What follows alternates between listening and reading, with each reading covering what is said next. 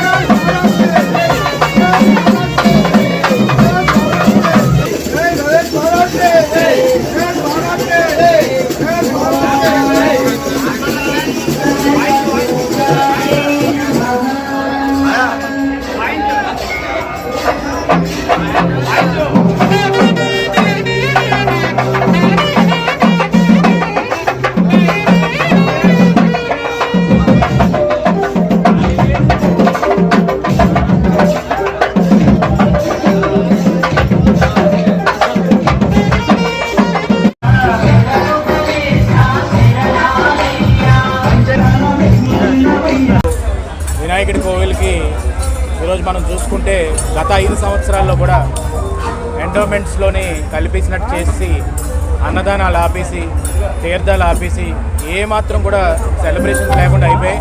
దానికి ఈరోజు మధు గారు, కౌన్సిలర్ గారు కానీ, సత్యబాబు గారు కమిటీ ఇంతకుముందు ఏదైతే ఉందో ఆ కమిటీ మొత్తం తీసుకొని ఈరోజు మళ్ళీ ఆ పూర్వ వైభవం కనబడుతుంది. ఇక్కడంతా ఎంతో అంగరంగ వైభవంగా ఈ తీర్థం జరుగుతుంది.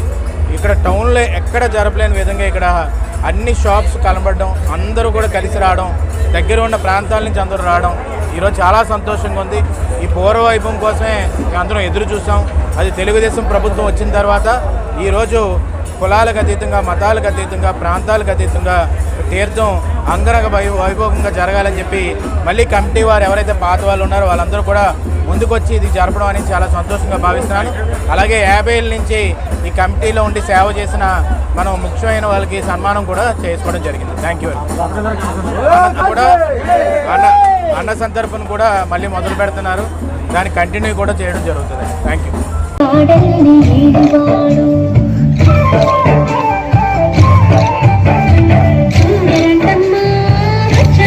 కృష్ణుడు ఏ తల్లి వాడల్ని వాడు